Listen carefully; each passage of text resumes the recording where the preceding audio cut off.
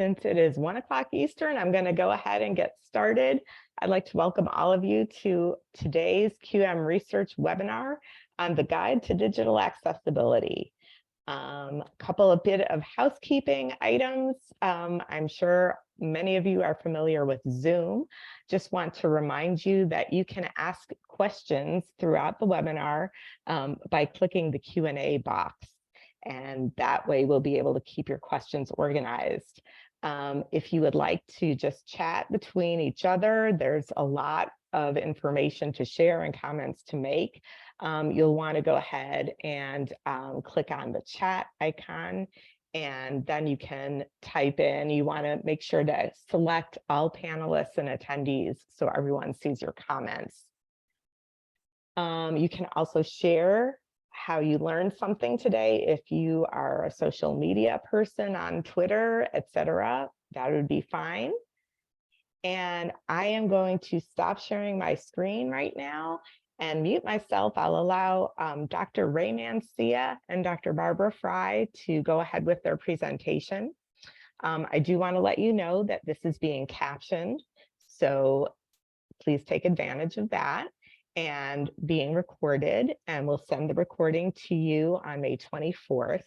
And I'm also going to share some links, link to the actual page where you can learn more about the book, and also get to the page where you can purchase the book and some information about that. So I will stop sharing.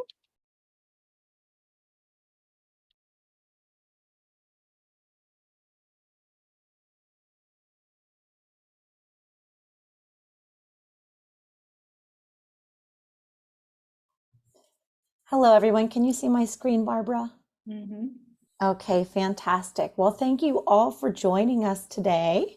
And I see lots of colleagues from the Pittsburgh area. So welcome, and welcome to everyone from various parts of the world. So thank you for taking time to share with us.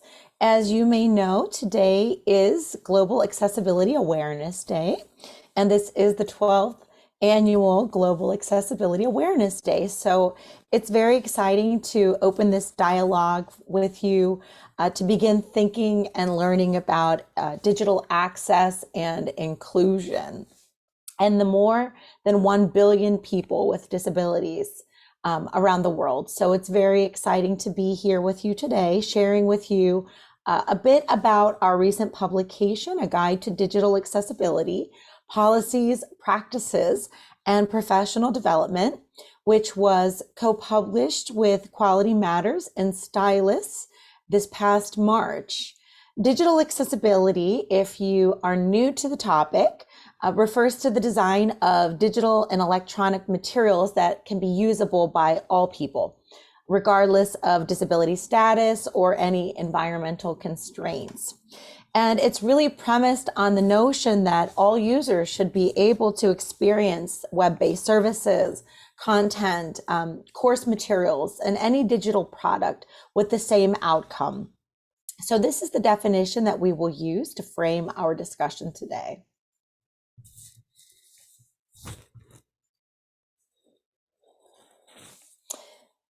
Just a bit about ourselves.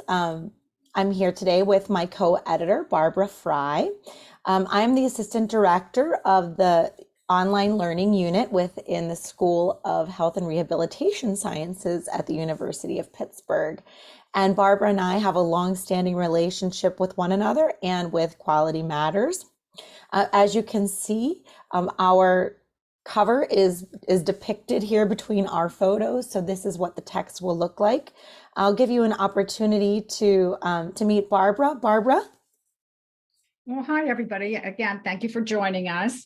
I'm an instructional design consultant with the University of Pittsburgh. I work with the Teaching and Learning Center and Pitt Online. And I am also an adjunct assistant professor with Point Park University that's also here in Pittsburgh. I teach with their Learning Design and Technology program.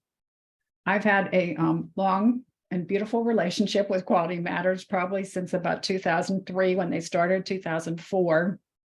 I am a peer reviewer. a program reviewer, a master reviewer, a facilitator of a few of the different workshops, and a researcher with Quality Matters. So it's been wonderful professional development for me, and I hope you enjoy the workshop. Ray, back to you.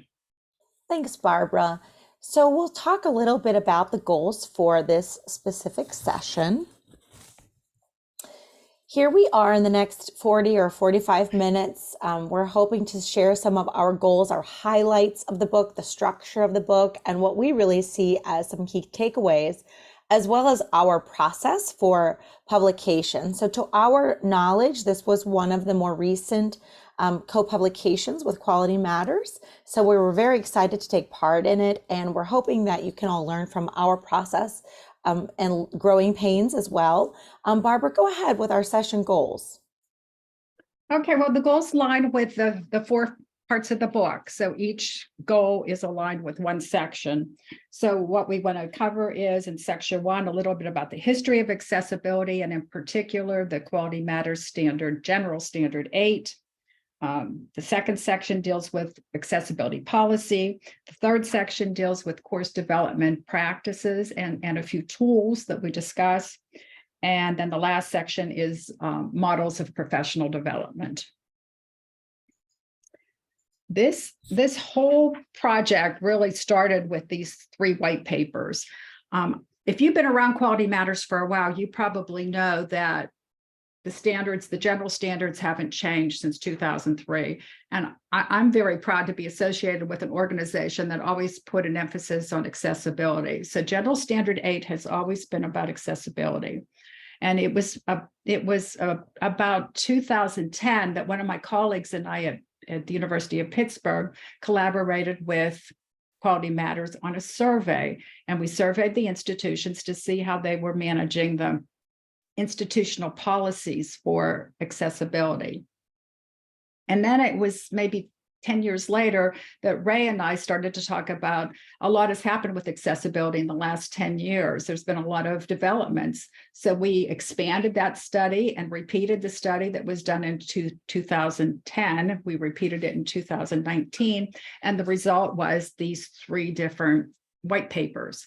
So this series was published around 2020. This is what we did during the pandemic. Ray and I were working on these 3 white papers. The first one deals with policies and processes. The second one deals with best practices and tools for digital accessibility. And then the third one deals with professional development. And it was these papers that actually were the impetus for the book, because as we talked to people, in fact, there were 272 institutions that contributed to these white papers. And as we talked to people, we recognized that they were asking for more examples, more case studies, more resources. So that led to this white paper series, and then ultimately to the book, the Guide to Digital Accessibility. Ray, back to you. Thank you, Barbara. So the white paper series really revealed a number of gaps, questions, and concerns from the QM participating institutions.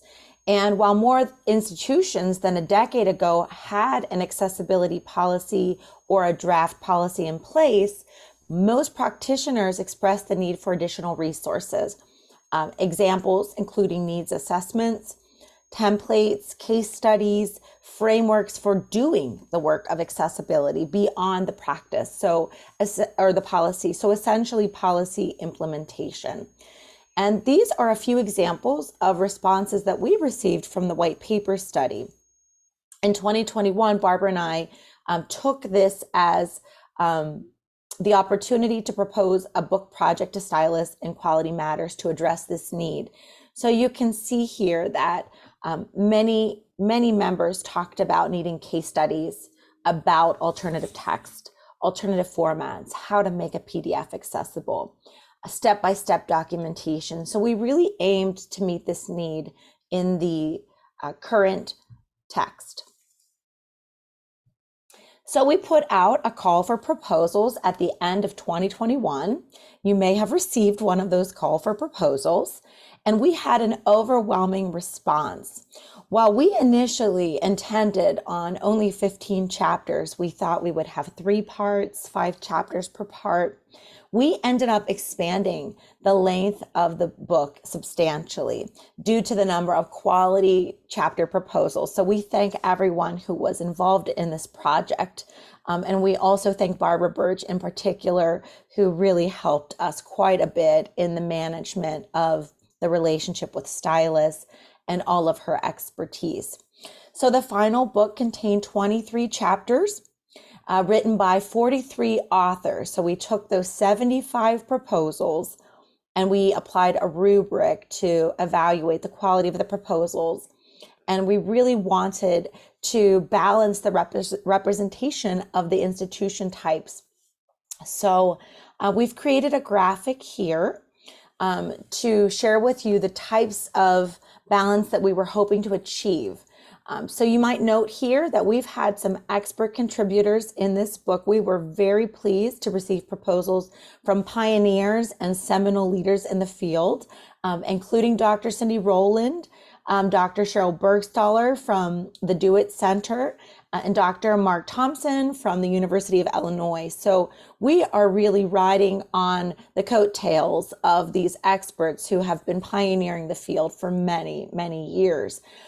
The book represents 20 different institutions, and you can see that we work to balance single institutions with systems of universities, research-based institutions with technical and vocational schools, 4-year institutions with community colleges, and then we wanted to achieve a balance of private and public institutions. And we were very happy to also include and have proposals from historically Black institutions. So we really achieved a wonderful mix of chapters and expertise that we were able to disseminate across 4 different parts of this text. Regarding our process, this took about 2 years to complete. So as Barbara mentioned, we worked very hard during COVID on the white paper series, and we didn't realize how long this process would take us. Once the contributors were selected, we went through 3 different rounds of drafts before submitting the chapters to stylists. And during that time period, we provided extensive feedback to the authors. We worked very hard to oversee the graphic development. And it was a new experience for us, especially the use of QR codes. We learned quite a bit about how to make a QR code accessible through our work with the publishing house. For example, we did find ourselves writing alternative text. We were writing text for figures and tables, and we proofed 2 different times before the book was finally released. So the ebook format was also released in March. You're able to purchase a copy in paperback version as well as ebook format. So March 2023 was our end date and July 2021 was our starting point. Delving into the content, we really look at accessibility as the responsibility, both ethically and legally, for everyone on a campus, all stakeholders. So we've divided this into 4 sections that can be tailored to different audiences. Part 1 is designed to set the foundation through background and historical perspective. And that's where we were able to include some very helpful the journey of accessibility in the field. Part 2 was focused on administrators and policy leaders, looking at the policy process from pre-analysis to revision. Part 3 looks at the resources, practices, and tools that faculty or instructional designers or course developers might be utilizing in their daily practice. And then finally, part 4 shares out training models that faculty or course developers could use in training others on campus on digital accessibility. So it is the way to continue to disseminate this information. So we hope everyone has a takeaway. And the next few slides that we'll be sharing Starting with Barbara, we'll look at the specific content of each of these sections and what we consider some of the highlights. All right, thank you. If you have questions while we're talking about the 4 parts of the book, would you put them into the Q&A, and we will take all the questions at the end, but I don't want to lose those questions. All right, so part 1. This focuses on the milestones in digital accessibility in that movement as it relates to higher education and online learning. So there are 3 different chapters that are in part 1. Chapter 1 sets the foundation for the whole book. This is Cindy Rowland from WebAIM that gets us started talking about legislation and web guidelines. And then chapter 2 and chapter 3 narrow the focus a little bit, and we start talking specifically about quality matters. We start with standards 7 and 8, and then we talk about the professional development that Quality Matters offers for accessibility. As an overview, I'm sure you have all heard of the Rehabilitation Act, and you're probably very familiar with 504 and 508. 504 that deals with federally funded programs, equal access for federally funded programs, and Section 508 that talks about equal access to technology. So very important legislation that has been updated since 1973. Another very important piece of legislation is the Americans with Disability Act of 1990. One of the reasons why I think this one is so great is that it was bipartisan legislation. And we don't hear a lot about bipartisan anymore, but it was written by Tom Harkin, who was a Democrat from Iowa, and he collaborated with some Republicans. And in particular, Ray and I are with the University of Pittsburgh. One of our graduates from the University of Pittsburgh was Richard Thornburg. Richard Thornburg was a Republican who had a son with a disability, and he was very much an advocate for people with disabilities. So he was very involved with the Americans with Disabilities Act. I went to a program at Pitt where they were honoring Richard Thornburg, and the room was filled with people with disabilities. And it was just really heartwarming to see that support that people gave back to him. And he's passed away several years ago, but the Americans with Disabilities Act was really important legislation. Now, if you think about it, 1990, we didn't have the World Wide Web. We had about 100,000 websites in 1990. The World Wide Web was just this relatively new concept. Most of those 100,000 websites were not accessible to people with disabilities.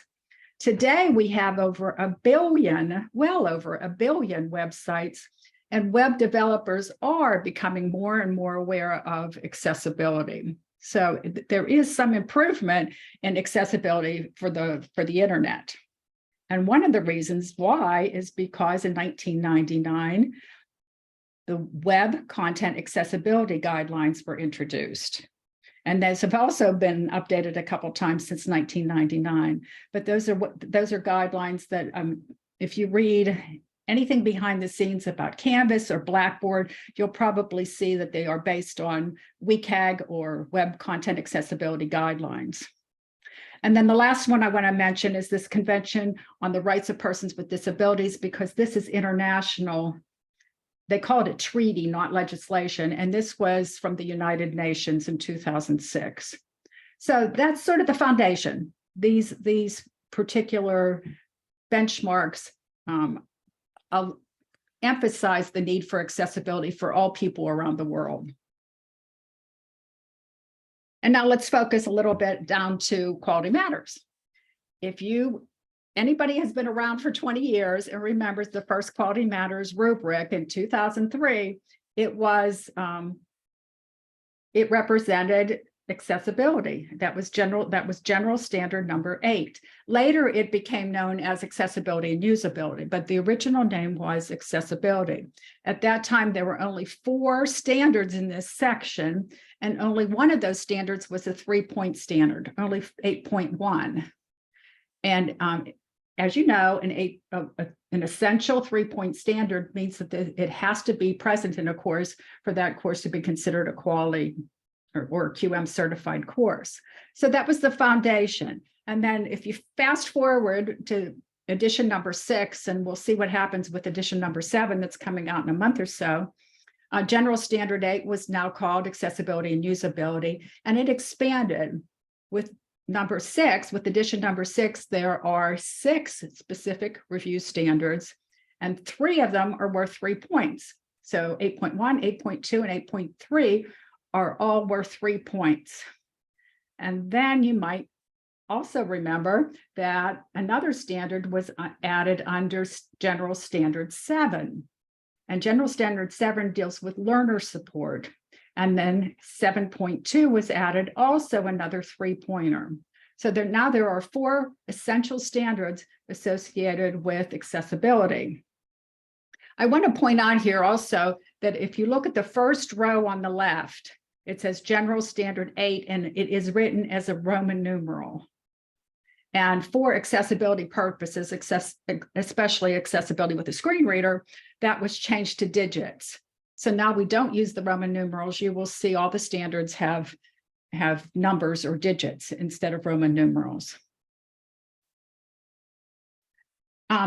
It probably won't surprise you to know that of all the standards, the one that has received the most questions or peer reviewers have needed the most help with has been General Standard 8 on accessibility. So back in 2009, Quality Matters, at the request of many of the subscribers, started a workshop that dealt with accessibility. It started face-to-face in one of the early conferences, and then it transitioned to online. And today you can also take it virtually as a 4-hour workshop.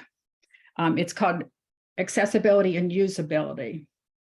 That workshop to date has included over 2,000 people who have completed the workshop in one of these various formats. So there are more people all the time asking and learning about accessibility and usability. This is still a popular workshop. And the workshop wasn't enough. There was also a need for a just-in-time resource. So that is what Quality Matters developed for its members, and it's called ARS. ARS stands for Accessibility and Usability Resource Site. And this started in 2013 at one of the regional conferences. It was the members who said, we want another resource. You know, we've taken the workshop, but we still would like to have something for a, just-in-time resources and questions. And it was really a grassroots effort. It was the leadership team who were all volunteers from across the country, people who had expertise with accessibility, who felt passionate about accessibility, and they created the ARS site. And today it started out being just for QM members, but today it's open to everybody. It's a free resource. All you have to do is register, and you could register and instantly get access to the website. And today there are about over 3,500 people who are registered to use the ARS website. This slide shows the topics that most interest people. The topic that people search the most often is UDL, or Universal Design for Learning. And then number 2 is alternative text for images, and 3 is inclusive teaching practices. So it continues to be a dynamic, evolving website that is, if you haven't registered for it, it's something you might want to take a look at it. There's excellent work resources on this website. Okay. Right, back to you. Thanks, Barbara. In the second part of the text, we really focus on policies.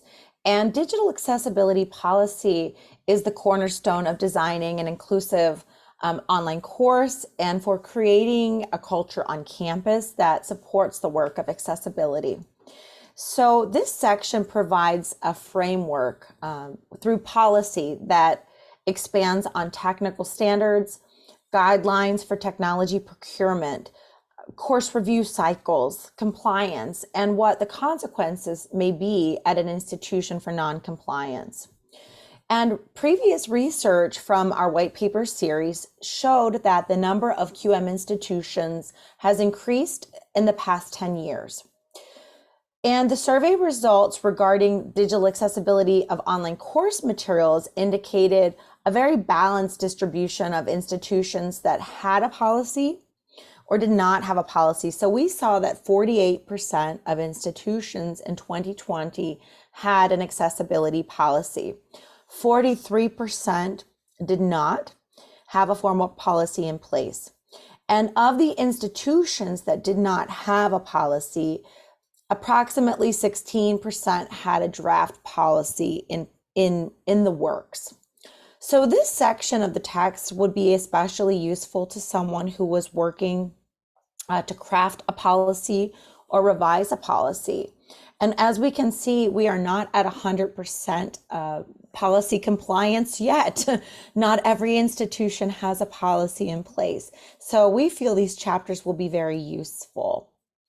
As you can see from this graphic, we were looking at organizational culture and how policy development plays into the development of a culture that supports accessibility. So we see the policy development cycle throughout these various chapters. So we see pre-policy analysis all the way through policy revision. We do have several chapters that look at a data-driven process that informs the development of a digital accessibility policy. Some work from the University of Iowa looks at what happens before you have a policy. What happens before it's on the radar of the administration? How do you start making inroads with stakeholders to get the issue of accessibility and digital accessibility in front of people who can implement policy and create policy? Chapters 6 and 7 really look at concrete ways of moving a policy into action. How do you gain stakeholder buy-in? How do you foster training initiatives at an institution? And then finally, the section concludes with what happens when you have a policy that has been in existence but isn't meeting the current need. How can that policy be expanded, modified, replaced? So we have a chapter in there from Southern Utah University that looks at taking a previously existing policy and reshaping it so that it is more focused on digital accessibility. I'd like to share this slide in particular from the policy section. This is an accessibility policy timeline that was taken from chapter 6 on the digital accessibility policy developed at the University of Pittsburgh, where Barbara and I both reside. And this graphic was authored by the Director of Digital Equity and Special Projects at our home institution, and it represents the various steps in a 5-year process to policy adoption. So as you can see, the University of Pittsburgh adopted a policy fairly recently, the mid-2020 mark, and it was adopted very close to the start of the COVID-19 pandemic. And so there were several issues with implementing the policy when so much content was transitioned to emergency remote instruction. It was not a timely rollout of a policy during the pandemic. However, we can see that there were several roadblocks along the way. I did serve on a committee that is mentioned here on the Technology Accessibility Policy Committee.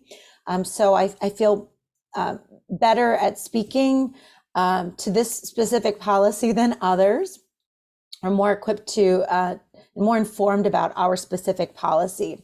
Importantly, you can see that hiring a digital accessibility coordinator was very important. And that was one of the findings from the research that Barbara and I conducted back in 2019 and 2020, that moving a policy initiative forward really requires a dedicated staff. And hiring that digital accessibility coordinator, who later authored this chapter, was extremely important. But you can see that this involved the provost. It involved faculty members on a task force and leadership as well. And it involved technology leadership at the institution, really garnering stakeholder support for rolling out the policy. And then there was a gap between hiring the digital accessibility where a lot of planning had to take place in terms of the implementation and how this would be rolled out. So in 2020, the University of Pittsburgh came up to speed with its own digital accessibility policy.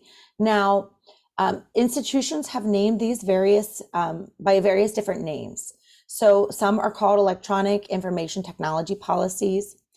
We do have some chapters that have a digital education policy, and within a digital accessibility policy. They're not always called digital accessibility policies. Nonetheless, there is a component of the policy that would specifically address digital accessibility in course materials and learning technologies and web content. So this was just a graphic to demonstrate the lengthy process that it may be at an institution. Then we move into practices, a very wide continuum of course development practices that faculty and staff could use proactively to develop accessible online courses. So I did see a note in the chat about universal design for learning, the concept of proactivity. So that's where these tools will come into play. Now, I believe that this would be most useful to designers, technologists, course developers, and faculty members who are trying to make their materials accessible to all learners. It's a very practical part of the book, and it speaks to the volume of development practices that exist. Chapter 9 is really an overview by Dr. Cheryl Bergstaller of many research-based best practices that have been drawn from her personal experiences at the Do-It Center and scholarship in the field. This is the most lengthy part of the entire text, this specific section, because there are so many practices that we can use to make our courses better and more inclusive. We move in chapters chapters 12 and 13. They look at course design scenarios and solutions. They present common problems that developers may encounter or faculty members may encounter in a course and how to address these barriers. To be honest, Barbara and I learned quite a bit of information from reviewing these chapters. And we've honed our own skill sets, learning about defining ARIA properties, how to address very complex images through alternative text. We also were exposed to many new tools. Chapter 14 talks about a variety of digital accessibility checkers. That chapter looks at You Do It in particular, but a research study and a model that could be applied to other institutions looking to garner support through data. So using the accessibility checkers and creating this pilot study enabled the conversation to be broached with administrators about this important issue. And then chapter 15 really looks at a number of accessibility tools that I will share a few today to remediate accessibility barriers.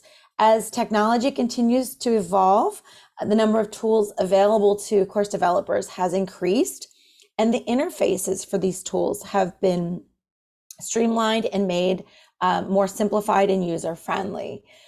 For example, some tools can even be installed now on an internet browser as an extension to enable easy use, easy location, and easy review of a site or of an artifact. We initially believed that the technology tools section would be much larger in this book. But what we have found is that this chapter 15, does an excellent job of overviewing various types of tools, various categories of tools, and makes it simple for a new user.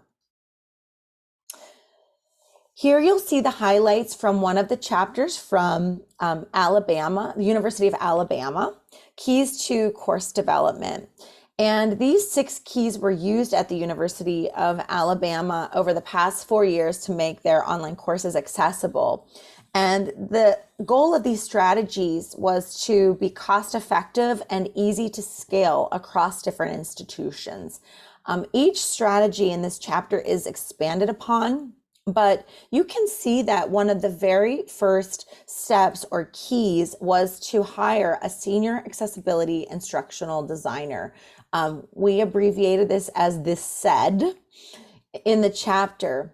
And this really showed a commitment to making instructional material accessible. And the role of the senior accessibility instructional designer was to oversee these other keys, to develop training and tools for instructional designers whose specialization may not have been accessibility, to develop training and tools for faculty, to consult on accessibility during the course development, and to be sort of the ultimate resource for the design team, to oversee the procurement process through third-party vendors, the captioning tools, and any technologies that were procured to ensure that they were accessible, to oversee instructional technology assistants who were focused on accessibility, and to develop and maintain an internship program specifically for accessibility.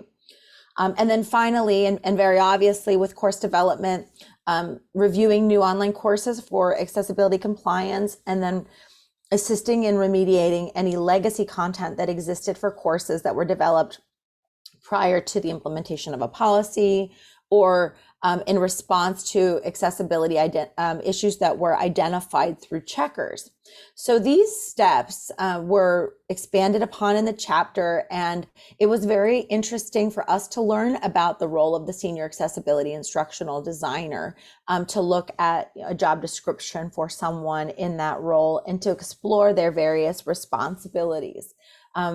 We were later fortunate to work with all of the authors and to understand better their roles at their institution. So this was a quite interesting chapter for us in leadership of online learning.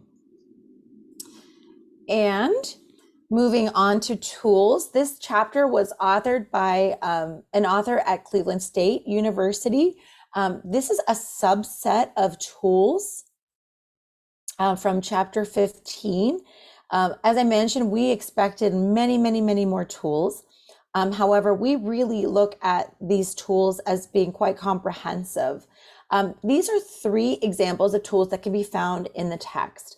One is a color contrast analyzer that can be used to review color contrasts to ensure that they're accessible. A color blindness simulator that does allow someone to simulate what it's like for a color-blinded user to view a web page or an image. And then another tool that you'll have access to is the YouTube Studio that can be used to auto-generate captions. So the purpose of this section was really to outline the purpose of the tool, how to use the tool for someone who is a novice user, and then provide resources to guides. The QR codes will link to these specific tools, help you install them, provide additional resources. So there are various captioning tools provided, various color blind simulators provided, various color contrast analyzers provided, among other tools. So it really will make your toolkit more robust. If you are not familiar with these tools, Barbara and I certainly learn new tools by reviewing this chapter, and it does link as well to a press book that is open source, a number of resources that can enhance your accessibility knowledge and familiarize you with the tools that continue to evolve. Moving on to you, Barbara, to the topic of professional development. All right, so part 4 focuses on professional development.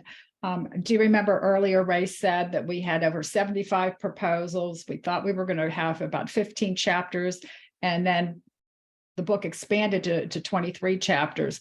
Well, many of those 75 proposals were in this area of professional development. And this is actually the thickest part of the book. There are 8 chapters in this professional development section.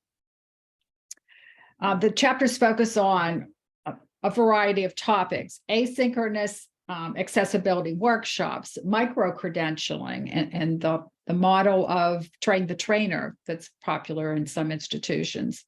Now, we worked really hard to try to make sure we balanced all the people that were presenting in these chapters. So we have public and private institutions represented. We have large and small institutions represented. We have an historically Black institution that's represented back in the policy section, community college, a technical school, and also a higher education university system. So we everything from small to large, and the small institutions can't always do the same type of professional development that the large institutions can do because they just don't have the staff for it. So it was really helpful that we had institutions that were willing to share these ideas, and hopefully that it'll be a big time saver for anybody who is trying to put together a professional development program. One of the popular strategies for professional development is this whole idea of doing asynchronous workshops or asynchronous courses. And on the next slide, it shows two examples. These come from chapter 19 and chapter 20. In chapter 19, that's on the left, it is called Fundamentals of Digital Accessibility. This is from the University of Hawaii. There are 7 modules, and they're very specific.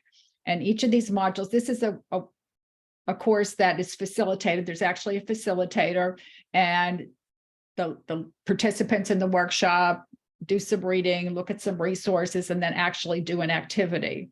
So they have to format a document with headings. They have to add images with alt text. They have to create descriptive hyperlinks. They have to create tables that have a header row, and they have to do color contrast checks. So at the end of all of this, those participants who successfully complete the workshop are awarded a badge as their credential for completion.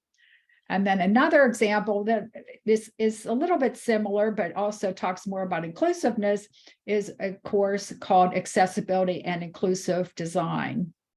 And that has 8 modules. And at the end of that particular course, online course, participants get a badge as well. So we found this credentialing to be really, really growing in popularity, which it has been for the last 4 or 5 years. One of my favorite strategies that's shared in this part 4 was from the North Carolina State University. And they share 20-minute professional development strategies that they call faculty. And the T is TEA. So they're 20 minutes get-togethers. They could be face-to-face, but they were also online. And there was like a little mini topic that was presented in each one of these faculty Ts. I thought that was something that would transfer to many institutions, whether it's a small or a large institution. And Barbara, if you recall, they have virtual options. They had virtual tea as well. So in-person formats, virtual formats of that same strategy. They also had a fishbowl. If you've ever done a fishbowl in a face-to-face environment, they translated the fishbowl into a virtual environment. So there's some very creative professional development strategies that are shared in this chapter, in this part 4 of the book. So we are going to get to your questions. It's for the last 15 minutes or so, but just before I end this, I just wanted to say there's really so much valuable information that's provided in this book. And Ray and I really feel honored that the authors from all of these institutions just were so gracious and allowed us to share their stories. They shared their stories with us and, allowed us to share their stories with you. I think they have a lot of good information to share. And Barbara, I would like to thank Brenda Boyd and Cecilia Green, who are here with us today and who also contributed chapters to this initiative. It was really a group initiative, and Barbara and I, we really just put some shape to all of the stories, but the stories were the author stories from their institutions. representing the practitioners within QM and some outside of QM, to really provide a snapshot of the accessibility work in these areas. So we do thank the authors, and they were wonderful to work with. They were very timely, and we would not have this text without any of them. So we do thank them, and we thank the support of QM. We have a wonderful forward from D.Ed. And then we had some excellent endorsements from experts around the country in online learning and in accessibility. So we do want to recognize everyone who was involved in the process. Yeah, there are a total of 43 authors, well over 100 tables and figures in the book. So I think there's a lot of visuals that demonstrates the concepts. But okay, let's get to some of your questions. I see there are some here at the bottom. Barbara, do you want to speak to, there's a question here on Roman numerals, and are they problematic within accessibility? Yeah. Well, I meant a Roman numeral, if you're using a screen reader, a Roman numeral is problematic because the screen reader is going to try to make it a word. The screen reader doesn't recognize those letters as being numbers. Okay. And second, Ray, do you want to do this one? Why is hiring a digital accessibility coordinator important? Interesting. Thank you, Amy, for the question on the digital accessibility coordinator. In our institution, the digital accessibility coordinator was hired as part of the Office of Diversity, Equity, and Inclusion. So their role sits outside of only online learning. They're more of an institutional advocate for accessibility. So for example, they have set up various task forces to handle marketing and communications, a review of all of the websites. They have overseen the implementation of the policy at an institutional level. So that role is dedicated to getting new tools for the institution, researching tools like Equidocs, promoting pilots of those tools, ensuring that the tools are getting into the hands of the various schools and departments. At large institutions such as ours, the digital accessibility coordinator is really important in overseeing the EIT plans. So that planning process, every school and department reports back to the digital accessibility coordinator to ensure that the policy is being met. For example, my school had to create benchmarks for improvement over a certain period of time. So we had classified our electronic information technology into several tiers, if you will, some that needed to be brought into compliance right away, some that had to be brought into compliance by the time within a 2-year frame, and then some that had a longer time frame, a longer runway to come into compliance. So that individual monitors all of that activity. What we have found at our institution is that one person is not enough. The coordinator has had to hire additional support because it is a very big job ensuring that all of the websites at the institution that are student facing, outward facing come into compliance. When you're looking at large schools with many operating sites, it's a pretty big job. That coordinator does work with representatives from each school. So it's just an opportunity to provide leadership in that area. We have found that coordinator has been fantastic in bringing training to our institution. They have contracted with WebAIM to bring training. They have also contracted with other institutions and provided subscriptions so that leaders could be trained in a train the trainer model and then disseminate those findings and learnings down to other staff and faculty members. Barbara? Amy, you also have another question about how does the SED work?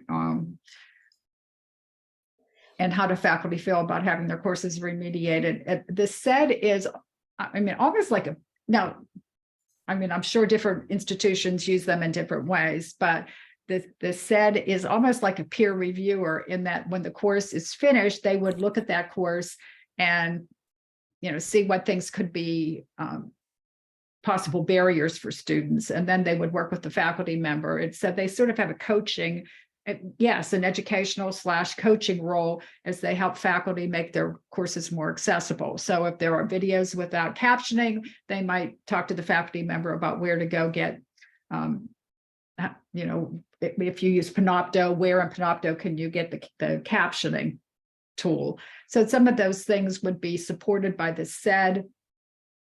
They would not actually remediate the course. At the University of Pittsburgh, they might, but at other institutions, they wouldn't necessarily be the person to remediate the course, but they would work with the faculty member.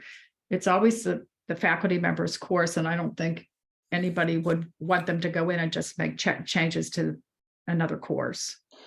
And Barbara, I would add that having an accessibility specialist, whether they have the title of SED or instructional designer with a concentration on accessibility, it's a valuable resource because that individual can plan to attend professional developments and stay abreast of the professional organizations that keep popping up. They can lead awareness raising within the unit, within the school or department, and they can really continue to research those new technologies that continue to crop up. Having someone who is dedicated to that specific area could be replicated with other concentrations. For example, some institutions have a copy editor, they have a copyright specialist, someone with a librarian background. In many cases, we have found that people with a disability want to be the accessibility specialist on the team. And so they're a wonderful advocate, showing someone how to use a screen reader, showing them how the tools are working. So those are all valuable contributions. And we had not considered having a SED at the university in my unit, but this certainly has sparked some conversations about it after reading that chapter. So we do thank the author for those contributions. And that SED is overseeing the training of accessibility interns and specialists who do a lot of the hands-on remediation. Someone mentioned here that PDFs are a nightmare. And I would agree that remediating a PDF is a nightmare. And so, how do you remediate many PDFs in a place that has a large portfolio of online courses and programs? You need more hands on deck. And so the accessibility specialist can train others in those skills. Barbara, I wanted to point out a question for you. If you can speak to, there is a question on, is accessibility and universal design the same thing? Is it synonymous?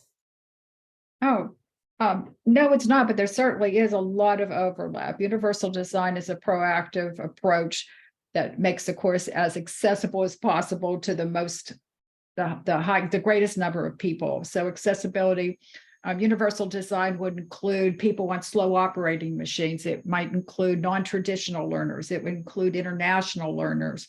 So you're trying to make the course inclusive for all types of people, where accessibility is really focused more on students with disabilities. Is there an overlap? Absolutely. There's a very strong overlap, but they are not the same thing.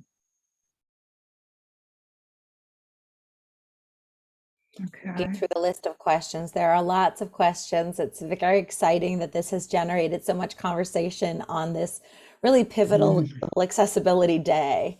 Marcia is asking about accessible documents for a language course. If you're using Word, you can use the styles ribbon at the top and you can make headings. It isn't going to matter what language it is in. The heading would be the behind the scenes coding that would make that document accessible.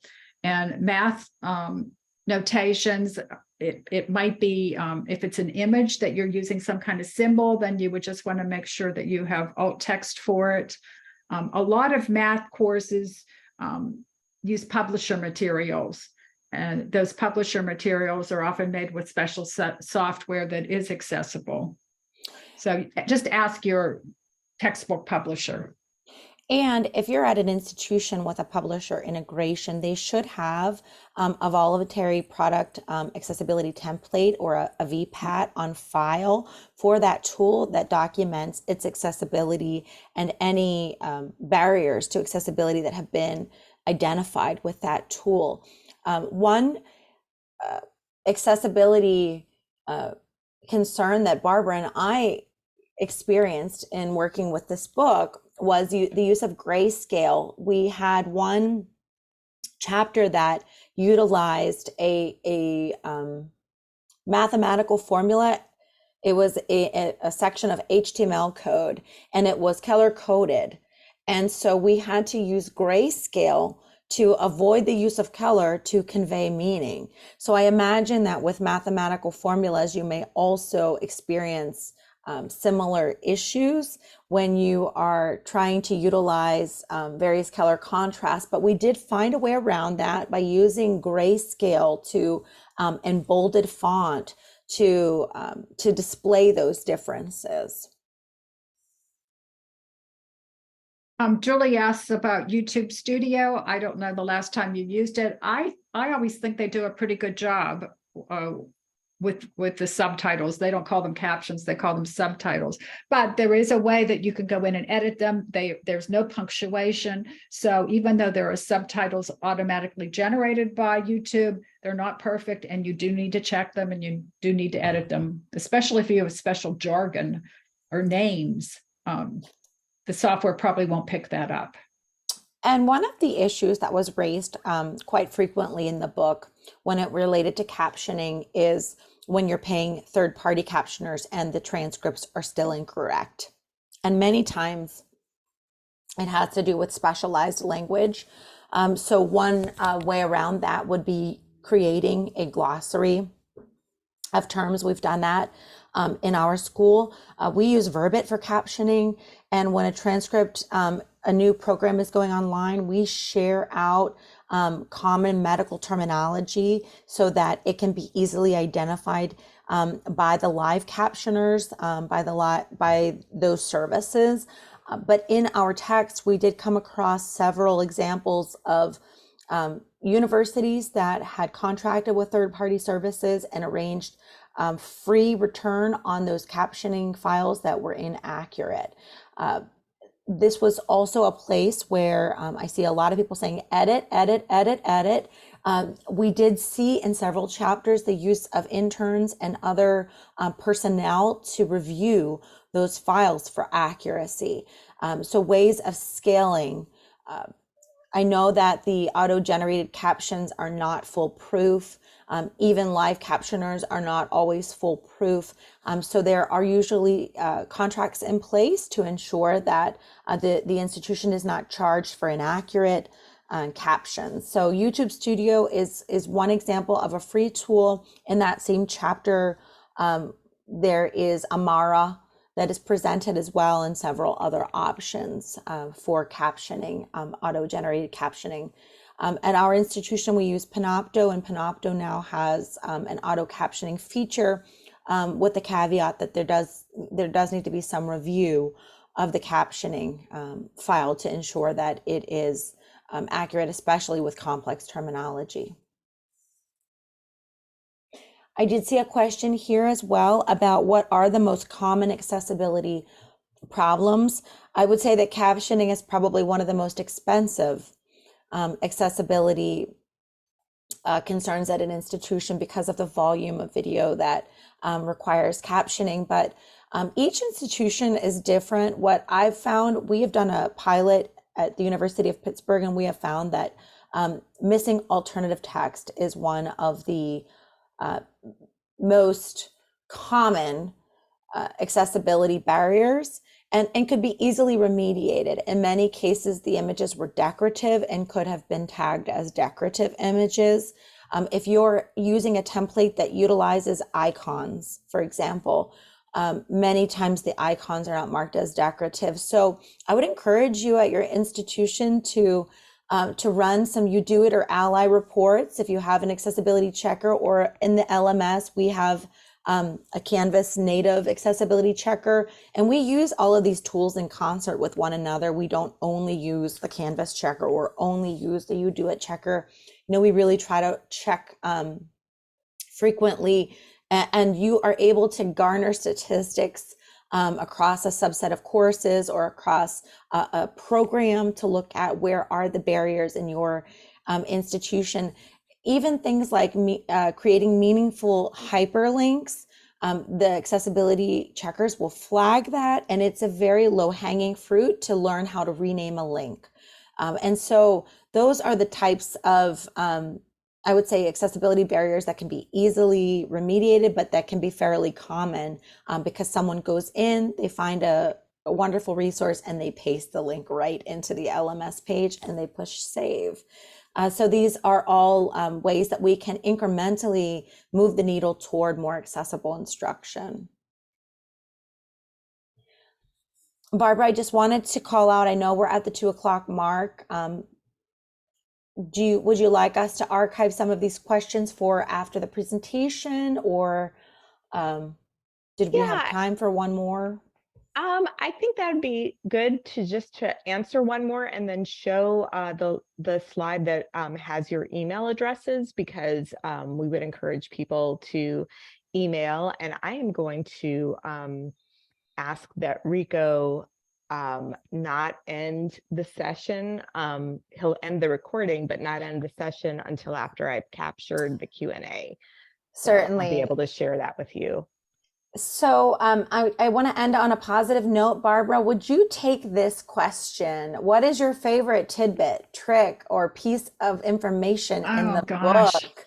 And some have already purchased the book and they're looking forward to digging into it. What is your favorite takeaway? Boy, it's probably the slide I shared with you about the asynchronous modules that are offered for professional development at the University of Hawaii, and it was University of California, Channel Island. They both have what I thought was an excellent list of modules for their faculty or their staff to complete. And I thought it could be a real time saver for any institution that wants to develop that kind of a resource for their faculty. It's a great start anyhow on what should be offered. What about you, Ray? Barbara. I have to say that one of my favorite chapters was Cindy Rowland's chapter on the history. Someone who's been reading about this, working in this field for years now, I had a lot to learn reading her historical overview. She really talks about how the movement for digital accessibility worked in parallel to the movement for physical accessibility, curb cuts and ramps, and how we had this challenge of how to make a digital environment accessible. I learned a lot from her chapter myself, and interesting statistics and international perspective on what's going on in the European Union related to this, which might interest those outside of the US. Our book does have a US focus, as many of the institutions represented are within the US, but accessibility is a global concern, as we know, and it's Global Accessibility Awareness Day. So I really appreciated that perspective. So that was really one of my favorite chapters in the book. And I just learned a lot through the whole process. So I do thank all of the authors again, and Barbara Birch for the countless hours and support of this endeavor. Barbara, I have placed our contacts on the slide. So anybody who would like to reach out to us is welcome to. Okay, that's great. And I'm just going to share my screen once you stop sharing, just for a quick minute for anybody who's still with us. So let's see.